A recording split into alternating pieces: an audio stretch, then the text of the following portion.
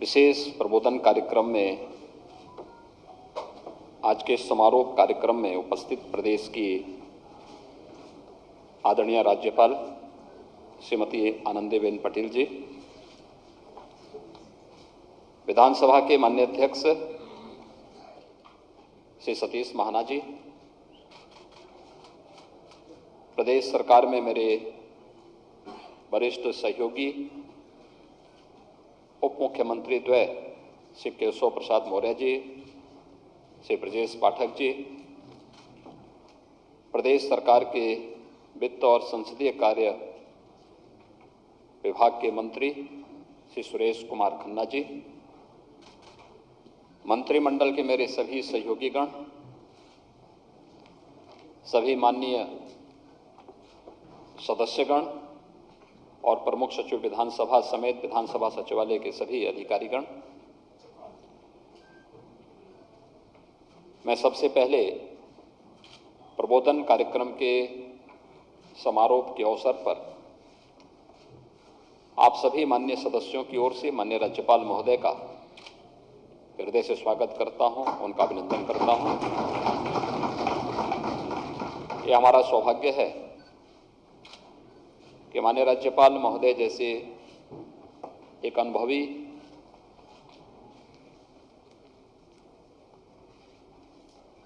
संविधान विशेषज्ञ, शिक्षा, महिला कल्याण, बाल विकास और जीवन का एक लंबा अनुभव जिनके पास अलग अलग क्षेत्र का है, उसका लाभ आज उनके महत्वपूर्ण उद्बोधन के अवसर पर माननीय सदस्यों को प्राप्त होगा। उत्तर प्रदेश विगत 3 वर्षों से माननीय राज्यपाल महोदय के मार्गदर्शन में उनकी सक्रियता, उनकी कर्मठता के नेतृत्व में अलग अलग क्षेत्र में विकास और लोक कल्याण की अनेक योजनाओं को लागू करने में सफलतापूर्वक आगे बढ़ रहा है। इस अवसर पर आज नवनिर्वाचित माननीय सदस्यों के इस विशेष प्रबोधन कार्यक्रम में उनका मार्गदर्शन प्राप्त हो रहा है। मैं इस अवसर पर उनका हृदय से अभिनंदन करता हूं, स्वागत करता हूं।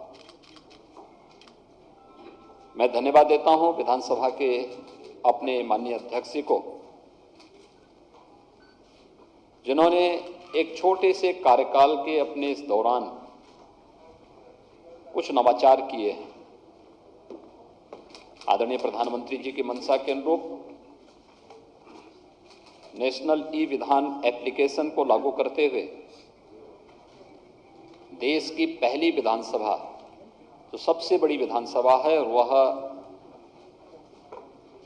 अब ऐसे लगती है जैसे वास्तव में उत्तर प्रदेश के अंदर दिखनी चाहिए थी, और वह एक अच्छा प्रयास हुआ है। इस प्रयास का लाभ आप में से प्रत्येक सदस्य को प्राप्त होने वाला है। थोड़ा अभ्यास आप करेंगे, ये जो डिवाइस वहां लगाई गई है टैबलेट के रूप में, उतना ही सरल है जितना आपका स्मार्टफोन या मोबाइल फोन। और मुझे लगता है कि आप में से कोई भी ऐसा व्यक्ति नहीं है जो स्मार्टफोन और डिवाइस का अपना इस्तेमाल न करता हो। उससे ज्यादा कठिन नहीं है, थोड़ा अभ्यास करना पड़ेगा, प्रयास करना पड़ेगा, और उस अभ्यास के साथ अपने हाथ को आजमाना पड़ेगा।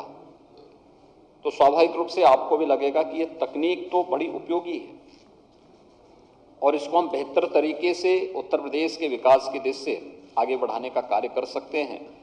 तो एक साथ आपका प्रशिक्षण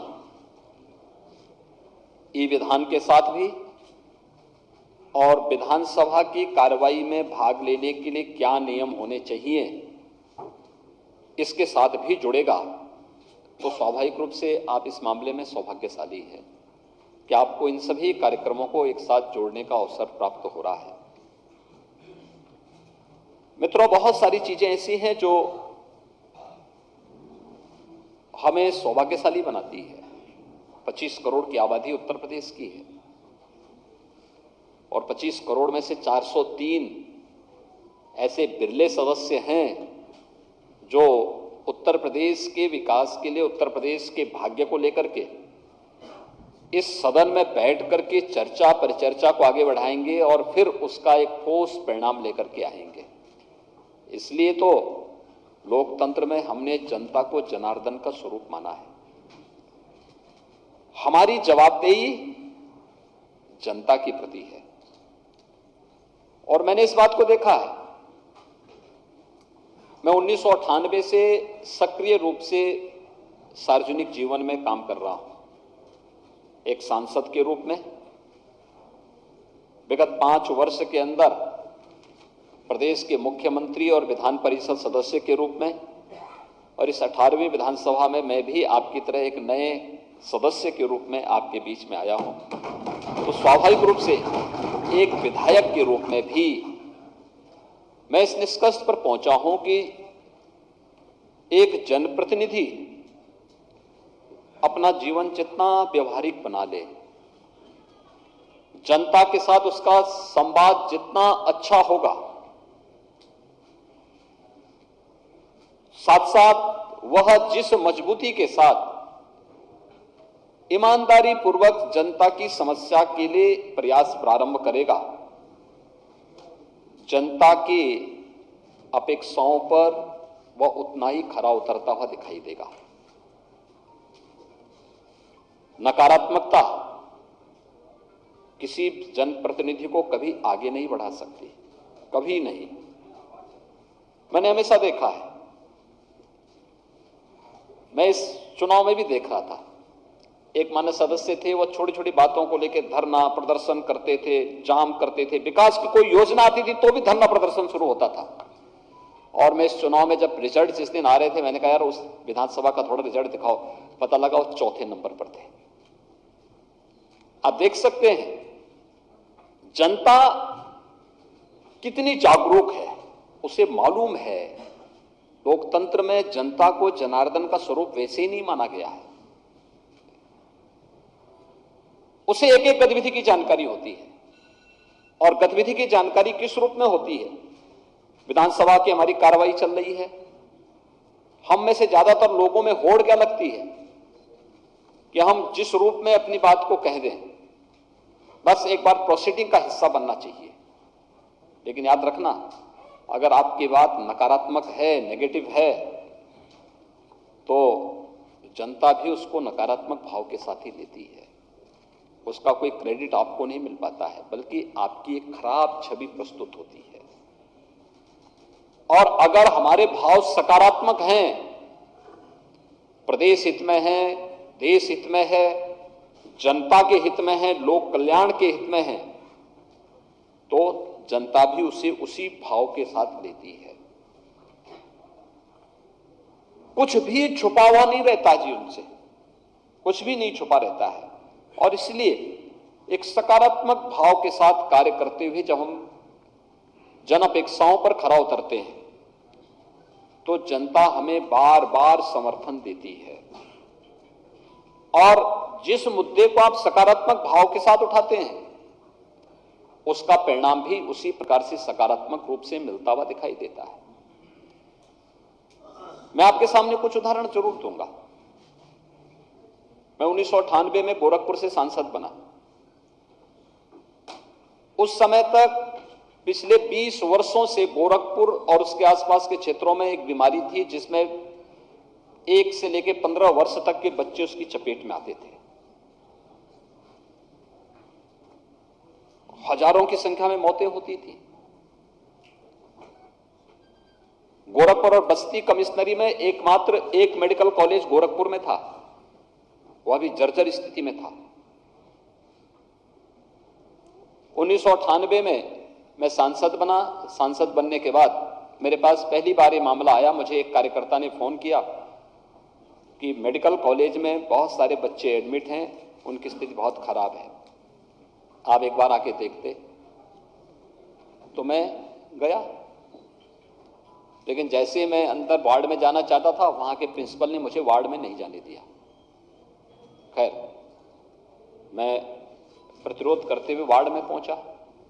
भयंकर बदबू थी, एक एक बेड में 4-4 बच्चे लिटाए गए थे। न बेड है, न बेड सीट है, गंदगी का अंबार है, भीषण गर्मी है। यही जून और जुलाई का महीना था, पंखा एक भी नहीं चल रहा था, एसी की बात तो दूर थी, और बड़ी भयंकर बदबू थी। मुझे पसीना आने लग गया, मेरे साथ के जितने लोग थे सबको पसीना आने लग गया, सब बाहर भाग गए। मैंने अपना गमछा लिया, अपने मुंह पे बांधा, और मैं गमछा बांध करके ही वार्ड में घूमने लग गया। और कार्यकर्ता फिर मुझे कहा कि थोड़ा यहाँ का टॉयलेट भी थोड़ा देख लीजिए। 3rd फ्लोर में वार्ड था और टॉयलेट पूरी तरह चौक था। मैंने वहां पूछा, मैंने कहा प्रिंसिपल तो हमारे साथ नहीं थे, डॉक्टर थे, मैंने कहा ये टॉयलेट कब से चौक है? कहा साहब कभी खुला ही नहीं। अब आप अनुमान कर सकते हैं कि 3rd फ्लोर का टॉयलेट अगर चौक है तो अनुमान कर सकते हैं। खैर, वो सब देखने के बाद मैं प्रिंसिपल के पास गया। प्रिंसिपल बैठे हुए थे, तो उन्होंने मेरे सामने एक सूची दी। उन्होंने कहा साहब हमारे पास कुछ भी संसाधन, मैं इससे पहले बोलता तो उन्होंने मुझे सूची दे दी। उन्होंने कहा साहब हमारे पास न पंखे हैं, न बेडशीट है, न दवा है, कुछ भी तो नहीं है, हम कैसे कर पाएंगे? तो मैं गया वापस, और उसमें से कुछ सामान मैंने, जैसे बेडशीट, मैंने 100 बेडशीट खरीदी अपने पास से। वहाँ के कुछ उद्यमियों के साथ मैंने बैठक की। मैंने उनसे कहा कि आप कम से कम पंखे और एसी दे दीजिए, वार्ड के लिए बच्चे हैं वहाँ पे। उन्होंने कुछ एसी पंखे दिए। फिर ऐसे ही कुछ अन्य सामान, बेड्स वगैरह कुछ मैंने लिए, और मैं तीसरे दिन एक ट्रक में भर करके लेकर के मेडिकल कॉलेज गया। मैंने वहाँ के प्रशासन को सौंपा। मैंने कहा इसको आप लीजिए, इसको आप चलाइए। फिर मैंने तब तक प्रदेश के मुख्यमंत्री, उस समय माननीय कल्याण सिंह जी थे, मैंने उनको फ़ोन किया। मैंने कहा भाई ऐसी ऐसी स्थिति है और कैसे इसका। उन्होंने कहा मैं क्या कर सकता हूँ। मैंने कहा भी देखिए, सबसे पहला तो यहाँ पे सब गरीब बच्चे हैं। इंसेफ्लाइटिस से जो मौत होती थी, 90% बच्चे अनुसूचित जाति और अल्पसंख्यक समुदाय के थे। तो मैंने कहा इनकी आर्थिक स्थिति बहुत खराब है, उपचार नहीं करा सकता कोई व्यक्ति, क्योंकि उस समय तक दवा लोग खरीदते थे, फ्री में उपचार की व्यवस्था हो जाए। तो उन्होंने कहा ठीक, हम ही व्यवस्था करवाते हैं। ये एक सामान्य प्रक्रिया प्रारंभ हुई। पूरी जानकारी मैंने ली। मैंने संसद में इस मुद्दे को उठाने का प्रयास किया, मुझे परमिशन ही नहीं मिली। एक बार प्रयास किया, नहीं मिला। दूसरी बार प्रयास किया, नहीं मिला। तीसरी बार प्रयास किया, नहीं मौका मिला। मैं स्पीकर से मिला। स्पीकर ने कहा कि देखिए आपकी सरकार है और आप अपनी सरकार के खिलाफ कैसे इस मुद्दे को उठा सकते हैं। मैंने कहा मुद्दा उठाने, मैं किसी खिलाफ नहीं बोल रहा हूं, मुझे केवल सदन में इस बात को रखना है। प्रमोद महाजन जी उस समय संसदीय कार्य मंत्री थे, मैंने उनके सामने इस बात को रखा। उन्होंने कहा नहीं, मौका नहीं मिल पाएगा। मैं स्पीकर से जिद किया। मैंने कहा मुझे आप मौका दे दीजिए। उन्होंने कहा मैं 1 मिनट का मौका दूंगा। मैंने कहा 1 मिनट नहीं, आधा मिनट का दीजिए, मुझे इसमें मौका मिलना चाहिए। अगर आपको मेरी बात में दम लगता हो तो मुझे मौका देना, नहीं लगता है तो मुझे बिठा देना। अब आश्चर्य करेंगे कि मुझे केवल वहीं से मौका मिला। 2 मिनट का समय उन्होंने दिया। 2 मिनट के अंदर मैंने लक्षण बताने शुरू किए। तो कुशीनगर से लेकर के और सहारनपुर तक के जितने सांसद थे सब खड़े हुए। सबने कहा साहब ऐसी बीमारी हमारे यहां भी है। उस समय अमेठी के सांसद भी खड़े हुए, डॉक्टर संजय सिंह वहां से सांसद थे। सहारनपुर से एक नकली सिंह, बहुत वरिष्ठ सदस्य थे, वो सांसद थे। ऐसे ही अलग अलग सांसद खड़े हुए। पीलीभीत से श्रीमती मेनका गांधी सांसद थी, वो भी खड़ी हुई। कहा तो हमारे यहां भी बीमारी है। और फिर इस पे चर्चा करने का समय मुझे मिला। कॉलिंग अटेंशन में आधे घंटे की चर्चा का मौका मिला और फिर ये चर्चा आगे बढ़ती गई। भारत सरकार ने टीम भेजनी शुरू की, कार्य प्रारंभ हुआ, वैक्सीनेशन शुरू हुआ, वायरल ने अपना नेचर बदला, चलती रही और हम लोग भी हिम्मत नहीं हारे। 1998 से जिस यात्रा को हमने प्रारंभ किया था, ठीक 20 वर्ष यानी 19 वर्ष के बाद मुझे मुख्यमंत्री बनने का जब अवसर प्राप्त हुआ, मैंने प्रदेश में अंतर विभागीय समन्वय बनाया। और मित्रों, आज इंसेफ्लाइटिस के 95% मौतों को हम लोगों ने कंट्रोल कर लिया है।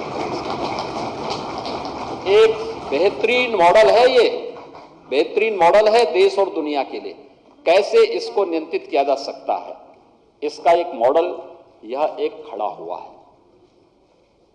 और वही मॉडल जो हम लोगों ने अंतर विभागीय समन्वय के माध्यम से आगे बढ़ाया, आज वही मॉडल है जिसमें उत्तर प्रदेश ने कोरोना कालखंड में देश के अंदर बेहतरीन प्रदर्शन करके दिखाया है। वही अनुभव, अंतर विभागीय समन्वय, एक एक अलग अलग विभाग को उसके साथ जोड़ने का कार्य, और यूपी के मॉडल की इसीलिए सर्वत्र सराहना भी हुई है। फील्ड में रहकर जब हम काम करेंगे, बहुत सारी व्यवहारिक जानकारियां हमें प्राप्त होती हैं। सार्वजनिक जीवन में याद रखना, व्यक्ति का धैर्य, शालीनता और उसका धैर्य हमेशा उसको आगे बढ़ाता है। उसका उतावलापन, उसका ठेके पट्टे के प्रति अनुराग, उसका हर एक मामले में हस्तक्षेप करना हमेशा उसके पतन की ओर लेके जाता है। हमने देखा है, जितने उदंडता करने वाले लोग थे, संसद में मैं देखता था और विधानसभा में मैंने पिछली बार देखा, वो सब लुढ़कते चले गए। सबकी छुट्टी जनता जनार्दन करती गई। लेकिन सकारात्मक सोच के साथ जिन लोगों ने अपने कार्यक्रम को आगे बढ़ाया है, जनता ने उनको हाथों हाथ लिया है।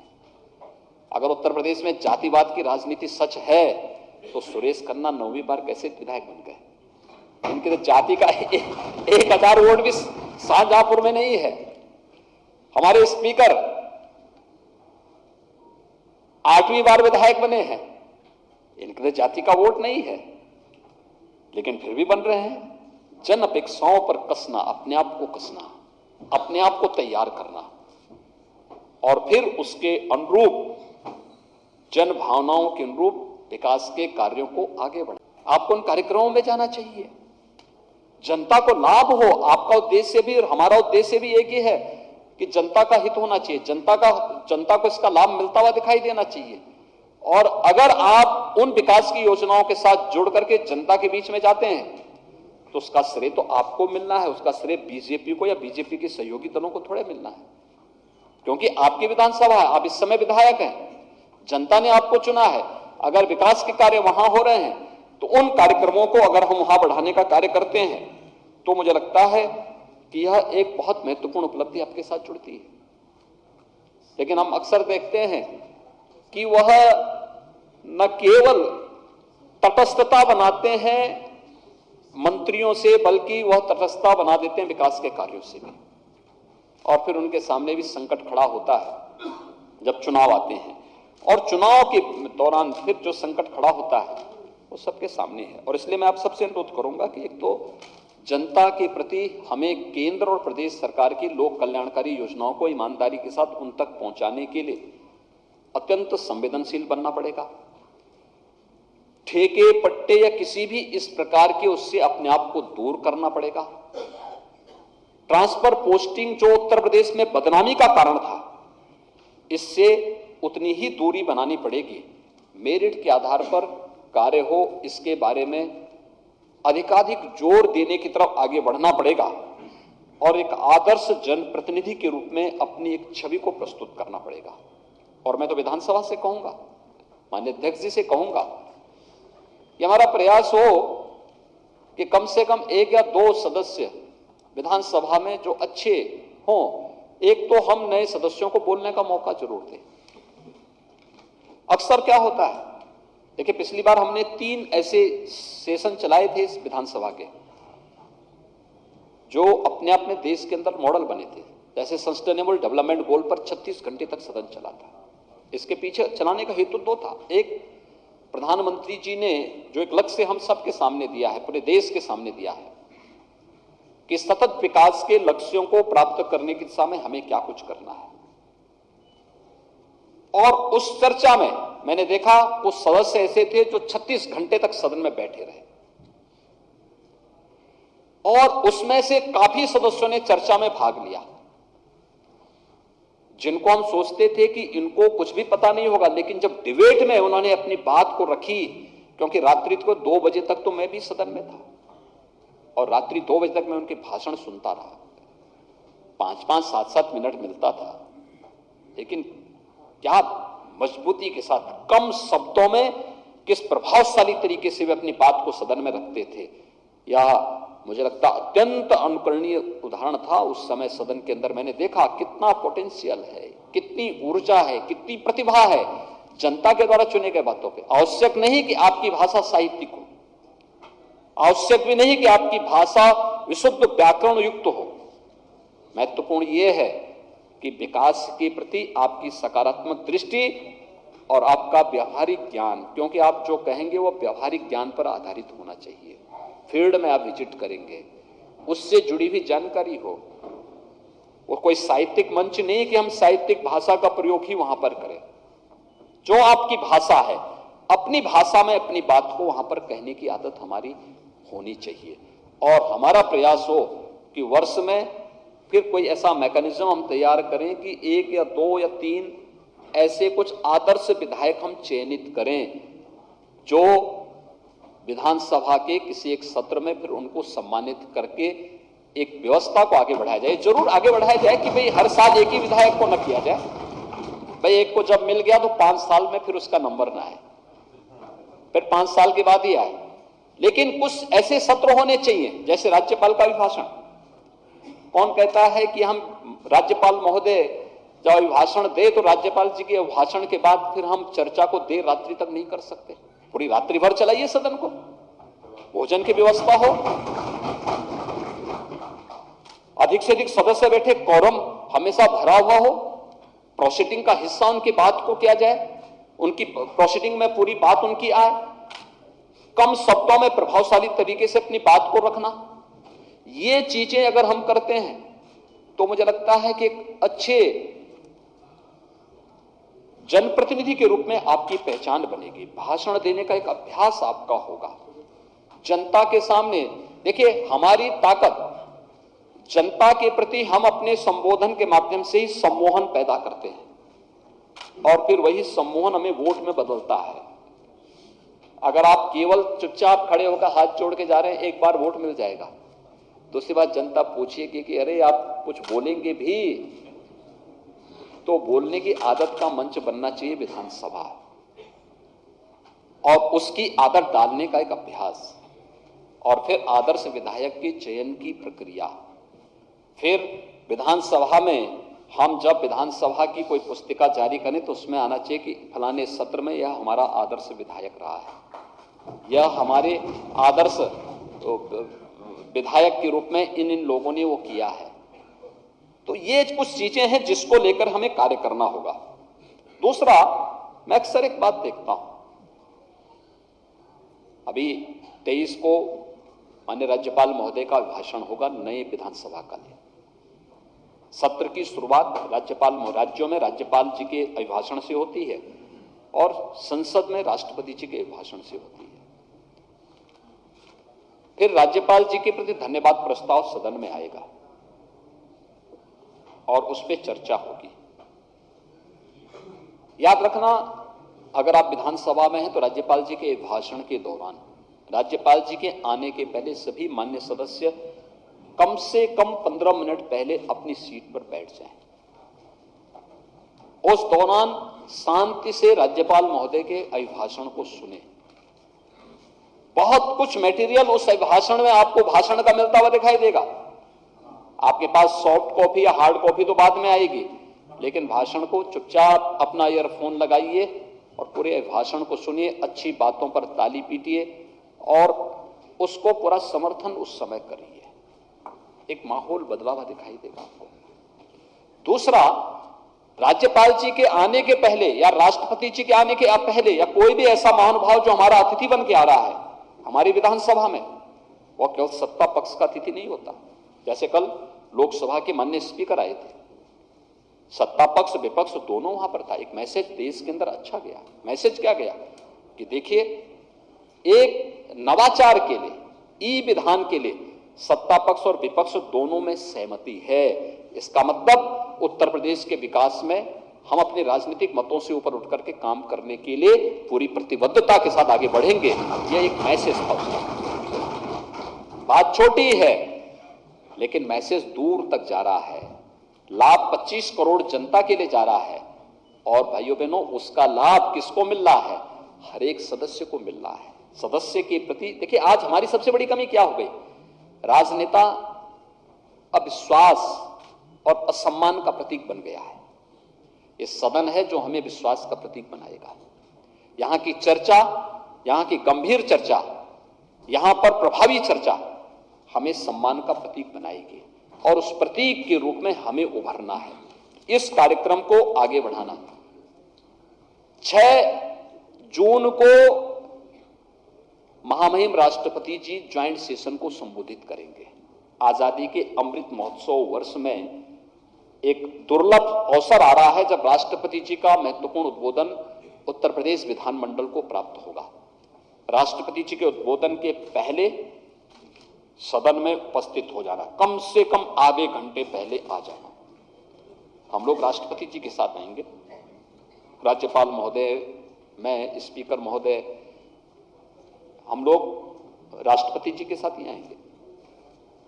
लेकिन शेष सदस्य आधे घंटे पहले कम से कम अपनी सीट पर बैठ जाएं और अपनी सीट पर बैठ करके हम शालीनता के साथ अमृत महोत्सव वर्ष के अवसर पर संवेद सदन को संबोधित करने के लिए राष्ट्रपति जी के मार्गदर्शन को, उनके भाषण को हम सुने, उनके मार्गदर्शन को लें।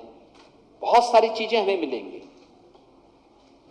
एक चीज हम जरूर ध्यान में रखें, जब राज्यपाल जी का ही भाषण हो, जब राष्ट्रपति जी का ही भाषण हो या राष्ट्रपति जी का मार्गदर्शन सदन को प्राप्त हो या सदन की सामान्य रूटीन की प्रक्रिया भी हो, हम अपना मोबाइल फोन बंद करके रखेंगे।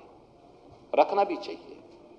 ये बड़ी, यानी जब चर्चा के दौरान या राज्यपाल जी के भाषण के दौरान या राष्ट्रपति जी का जब वहां पर मार्गदर्शन प्राप्त होगा और मोबाइल फोन की घंटी बजती है, बड़ी अशिष्टता नजर आती है बाहर। लोगों के पास उसका मैसेज अच्छा नहीं जाता। सदस्यों के प्रति लोगों के मन में असम्मान का भाव पैदा होता है। हमारी पूरी गंभीरता को पूरी तरह डायल्यूट कर लेता है। मोबाइल फोन, हमारा प्रयास हो कि हम सदन के अंदर लेकर के ना आए। लेके आ रहे हैं, बंद करके रखें। कोई इमरजेंसी है तो आप उसको इस रूप में रखें कि जिससे उसकी घंटी की आवाज वहां ना आने पाए। साइलेंट मोड पर रखें उसको। ये कुछ चीजें हैं जो सावधानी रखने की आवश्यकता है। ये हमारी गरिमा में वृद्धि करेगा, हमारे प्रति लोगों के मन में एक सम्मान का भाव पैदा करेगा। आज हम लोग जाते हैं, लोग सम्मान के भाव से क्यों देख पाते हैं? अगर मैं भी अन्यों की तरह करता, लोग मुझे भी राह चलते हुए गाली देते ना। हम लोगों ने तो अपील की कि भाई सड़क पे कोई भी धार्मिक कार्यक्रम नहीं होंगे। अलविदा की नमाज नहीं हुई। मस्जिदों में 3-3 शिफ्ट में उन्होंने नमाज अदा की। एक अभिनंदनीय कार्य हुआ। अगर सरकार भेदभाव करती कि नहीं साहब, इधर एक पक्ष करेगा दूसरा पक्ष नहीं करेगा, या माइक उतारने के लिए हमने कहा कि भाई देखो लोगों को परेशानी होती है, परिसर के बाहर आवाज नहीं आनी चाहिए, हमने अपील की, सबने योगदान किया। मैं कल से देख रहा हूं, मैंने अपने दोनों डिप्टी सीएम के साथ मिलकर के एक वीसी की थी, वीडियो कॉन्फ्रेंसिंग की थी। मैंने कहा भी जितने माइक उतारे गए हैं, हमारा प्रयास हो दोबारा ना लगे, और जो उतारे गए हैं विद्यालयों को दान दे दिए जाए। कल से लोग दान देना शुरू कर दिए। लोगों को मालूम है कि यह एक तरफा नहीं है, सबके लिए समान रूप से लागू हो रहा है। और ऐसे ही मोबाइल फोन का मामला है या कोई भी इस प्रकार का मामला है, ये हमें सबके लिए लागू करना है, समान रूप से लागू करना है। प्रदेश की एक छवि बनानी है। जो लोग ये मानते थे कि उत्तर प्रदेश विकास में बैरियर है, इस छवि को हटाना है। उत्तर प्रदेश देश में विकास का अग्रणी नेतृत्वकर्ता के रूप में आगे बढ़ेगा। इस छवि को आपके माध्यम से देश के सामने प्रस्तुत करना है और इसके लिए हम सबको अपने आप को तैयार करना होगा। एक विधानसभा सत्र के बाद संसदीय कमेटियां भी बनेंगे।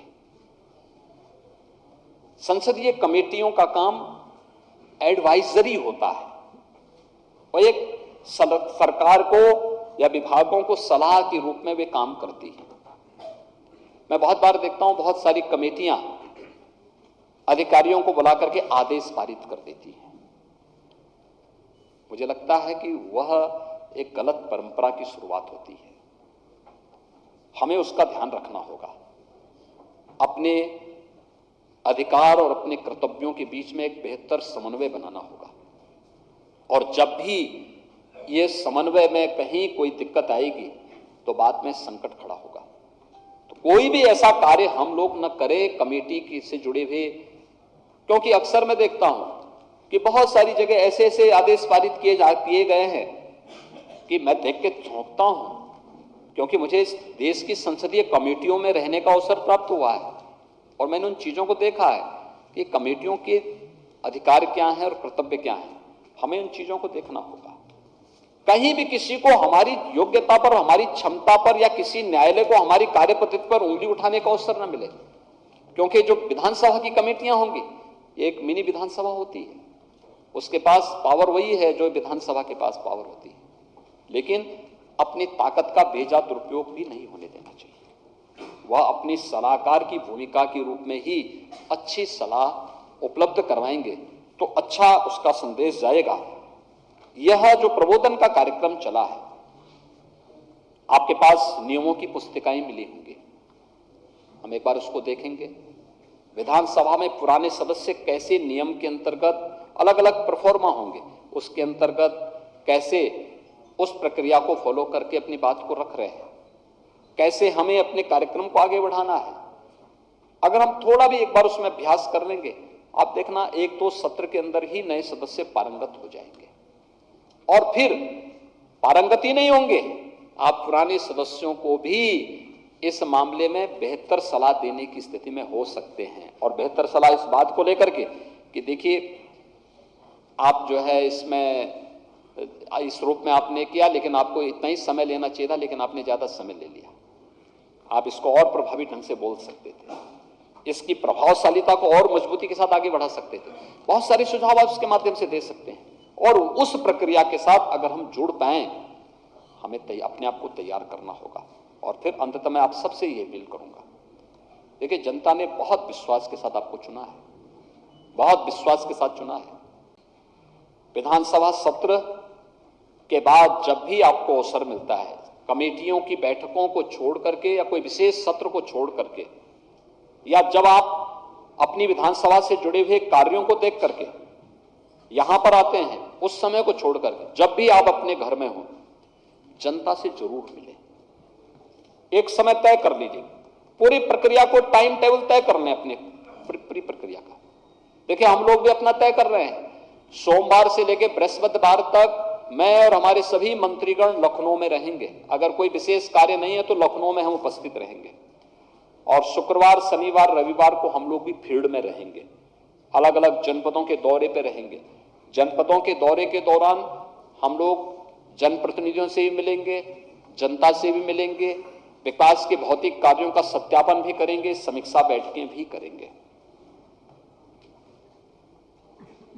आपको अपनी बात जो भी करनी है मंत्री के साथ अलग से बैठक करके अपनी बात को रखें। समीक्षा बैठक के दौरान आरोप प्रत्यारोप एकदम बंद होना चाहिए, उसकी गरिमा रखनी चाहिए।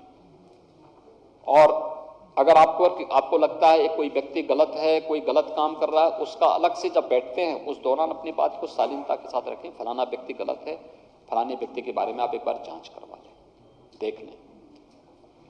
लेकिन जब आप बैठक के दौरान, समीक्षा बैठक के दौरान इस प्रकार के मुद्दों को उठाते हैं, माहौल वहां का बड़ा विषाक्त होता है। और जो फोकस पॉइंट होते हैं उससे ध्यान डाइवर्ट हो जाता है। हमें इस चीज को हमेशा ध्यान रखना होगा और इसलिए सोमवार से लेकर के बृहस्पतिवार तक माननीय जनप्रतिनिधियों के लिए यहां पर मैं भी, दोनों डिप्टी सीएम भी, हमारे सभी माननीय मंत्रीगण भी यहां पर मौजूद रहेंगे। लेकिन अच्छा होगा पहले से समय लेकर के आप मिलेंगे तो आसानी से आपको समय मिल जाएगा। दूसरा, शुक्रवार से लेकर के रविवार तक 3 दिन तक फील्ड में किसी न किसी जनपद में कोई ना कोई मंत्री विभागीय कार्य से, सरकारी दौरे के तहत वहां पर रह करके जनप्रतिनिधियों के साथ भी और अन्य लोगों से भी मुलाकात करेंगे। मैं विधानसभा के अपने अध्यक्ष महोदय से भी और विधान परिषद के अपने सभापति महोदय से भी इस बारे में अनुरोध करूंगा कि हमारा प्रयास हो कि जो विधानसभा की कमेटियों की बैठक भी हो वह मंगलवार या बुधवार के ही दिन हो, जिससे माननीय विधायक जब आए तो उस दौरान वे कमेटियों की बैठक में भाग ले सकें और यहाँ पर किसी मंत्री से या किसी से मुलाकात करनी हो तो उस दौरान मुलाकात करके फिर अपनी विधानसभा में वापस जा सके। एक प्रक्रिया के साथ हमें उसको जोड़ना पड़ेगा जिससे उनकी भी, जनप्रतिनिधियों की भी सुविधा हो सके, मंत्रियों की भी सुविधा हो सके, वे अपनी बात को लिखित रूप से वहां पर प्रस्तुत भी कर सके। ये कुछ चीजें होती हैं जो बहुत छोटी छोटी चीजें हैं जिस पर हमें ध्यान देना होगा और उस प्रक्रिया के साथ अपने आप को आगे बढ़ाना होगा। एक अच्छे जनप्रतिनिधि के रूप में, एक आदर्श जनप्रतिनिधि के रूप में आपकी छवि जीवन पर्यंत आपका साथ देगी। लेकिन अगर जनप्रतिनिधि की छवि पर कहीं कोई डेंट आया तो आपके लिए जीवन पर्यंत वह एक अभिशाप बन करके भी आपका पीछा नहीं छोड़ेगी। हमेशा इस बात को ध्यान में रखना और मुझे लगता है कि अच्छे ढंग से, शालीनतापूर्वक, प्रभावशाली तरीके से विधानसभा के सत्र में भाग लेना, प्रोसीडिंग की कार्रवाई में भाग लेना। अध्यक्ष महोदय भी तय कर चुके हैं कि नए सदस्यों को हम मौका दें, बोलने का मौका मिलना चाहिए, प्रयास होना चाहिए। पहले भाषण करें तो लिखित भाषण आप लेकर आएं, एक पेज का भाषण लेके आए, 3 मिनट 4 मिनट में अपनी प्रभावशाली भाषण। घर में भी कुछ बोलने का अभ्यास करें। खन्ना जी तो जब बोलते थे तो कोने में खड़े होकर के भाषण करते थे, लेकिन आज अच्छे ऑडिटर हैं, अच्छा भाषण करते हैं, घंटों बोल सकते हैं। आपको भी थोड़ा घर में पड़ा अभ्यास करिए, फिर आइए बोलिए, लिखित पहला भाषण लिखित बोलिए। संसद में पहला भाषण जो होता है लिखित पढ़ सकते हैं, लेकिन उसके बाद कागज देख करके आप केवल पॉइंट, कोई बुलेट पॉइंट हो तो उसी को आप बोल करके पढ़ सकते हैं, शेष नहीं पढ़ सकते। और हमारा अभ्यास प्रयास होना चाहिए कि विधानसभा में भी जब आपका भाषण हो, अभ्यास करके कम शब्दों में प्रभावशाली तरीके से अपनी बात को रखने की आदत हमें डालनी पड़ेगी। एक अच्छे विधायक के रूप में आपकी छवि बनेगी, जन अपेक्षाओं पर आप खरा उतरते हुए दिखाई देंगे और जनता आपको अपना नेता मान करके बार बार आप पर विश्वास करेगी। यह जो है हमें करके दिखाना है और इस दृष्टि से प्रबोधन का कार्यक्रम अत्यंत महत्वपूर्ण कार्यक्रम है। इस प्रबोधन के कार्यक्रम के साथ आप जुड़े, मैं आपको हृदय से धन्यवाद देता हूं, आपका अभिनंदन करता हूं। माननीय राज्यपाल महोदय का मार्गदर्शन आज हमें यहाँ पे प्राप्त हो रहा है। मैं इसके लिए एक बार फिर से आप सबकी ओर से माननीय राज्यपाल महोदय का हृदय से स्वागत और अभिनंदन करता हूं। धन्यवाद। जय हिंद। धन्यवाद माननीय मुख्यमंत्री जी, आपके द्वारा दिया गया मार्गदर्शन। नमस्कार, मैं हूं मानक गुप्ता। अगर आपको हमारा ये वीडियो पसंद आया हो तो इसे लाइक और शेयर जरूर करें और हाँ, हमें सब्सक्राइब और फॉलो करना ना भूलें ताकि आप देश और दुनिया की कोई खबर मिस ना करें। तो जुड़े रहिए हमारे साथ और देखते रहिए News 24।